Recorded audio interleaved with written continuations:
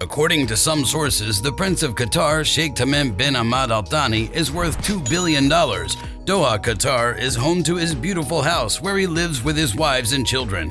Even though he's had to deal with some problems, the King of Qatar has shown he's a good leader for his people.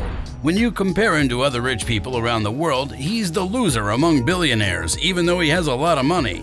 This is always the case, no matter where you look in the world. When you think about how rich people like Indian business magnate Mukesh Ambani, estimated net worth of $91 billion, and Amazon CEO Jeff Bezos, estimated net worth of $160 billion, $2 billion seems like a small amount of money. Don't be fooled by the fact that he doesn't have a lot of money. People always say that Qatar is one of the richest countries in the world, but the country actually has one of the highest GDPs per person in the world. This is mostly because of its huge oil stores and large output. Since Sheikh Tamim bin Hamad Al Thani was in charge of the country with the world's largest oil reserves, the natural gas business must have played a big role in his wealth. The Emir of Qatar is a very wealthy person who lives a very fancy lifestyle for someone in his position. When you say you're this rich, you have to have some pretty expensive homes and properties all over the world. It's not possible. It looks like you have to live in a palace before you can be considered royal, right? In Qatar, you can find the huge house that Sheikh Tamim lives in.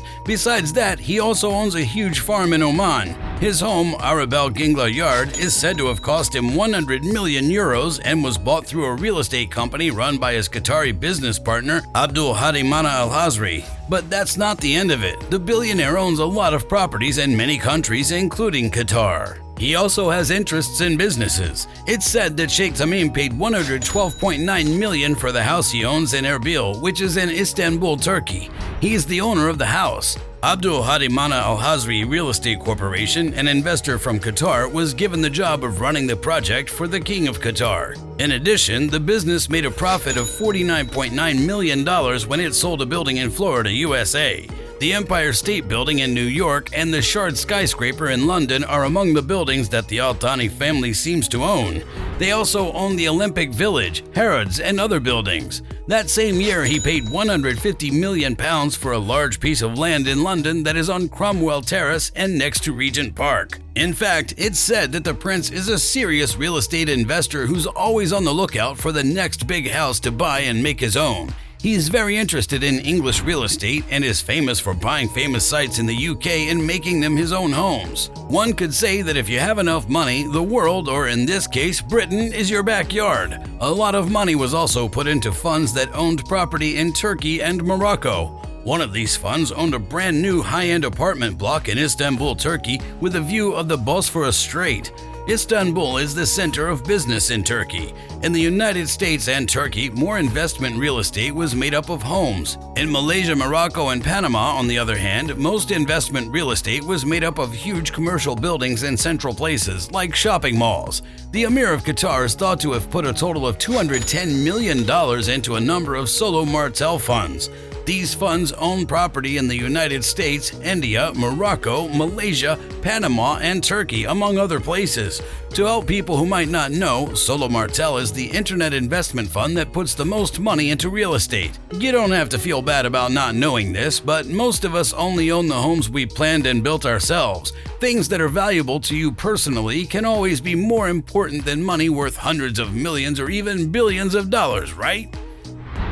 Being rich isn't important to you, so there's no reason you can't rule the 7 seas. We confirmed our choice by buying the 400-foot-long boat Al Lucelle. Along with the 28 rooms set aside for the crew, the ship has 18 cabins for guests. The boat's said to be worth an amazing $500 million, which is a huge amount of money. If a boat only needs 18 cabins, what could be the reason for building 28 rooms? Wow, that's a really great question. Why wouldn't you is the right answer to this kind of question. When you have as much money as Sheikh Tamim does, you should never ask why you shouldn't do something. You should always ask why you shouldn't.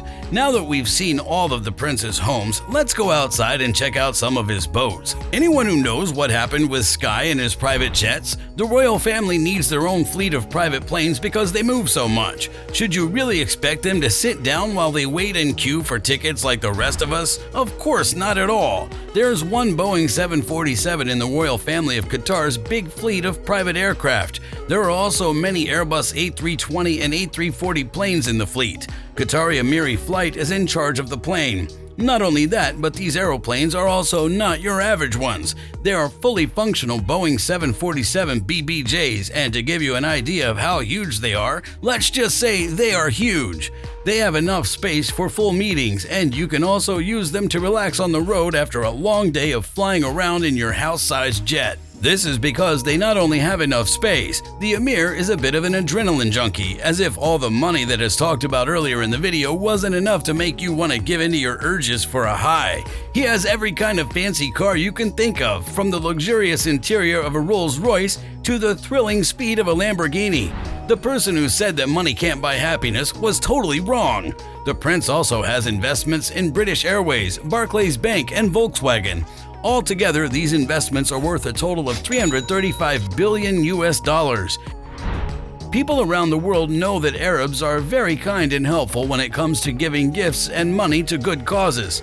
It's said that during the month of Ramadan in 2020, the Emir of Qatar gave more than $50 million to forgive loans. This kept thousands of people in the country from dying.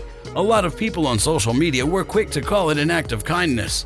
Besides that, everyone knows that the Emir often gives gifts to countries that are close by. Some people, including Recep Tayyip Erdogan, say that the Emir of Qatar gave Turkey a plane worth about $500 million.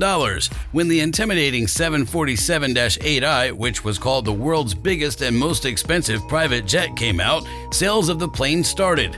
Like a lot of other Arab kings and queens, the King of Qatar has started and invested in a lot of different companies in his kingdom. He started Oryx Qatar Sports Ventures in 2005 and also did a lot of other business and finance work.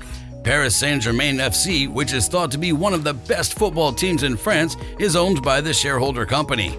Sheikh Tamim must have made a lot of money from the business, even if the money raised or spent was used to improve the sports and entertainment businesses in Qatar. When he became Emir of Qatar, his already strange way of life became even stranger. He's a big sports fan, so he made good decisions about foreign issues. He began the campaign to bring the World Cup to his home country of Qatar, which he did successfully last year. He is a big guy. That's the end of this video. Thanks for watching it. We hope you liked it as much as we did making it. Stay tuned for more.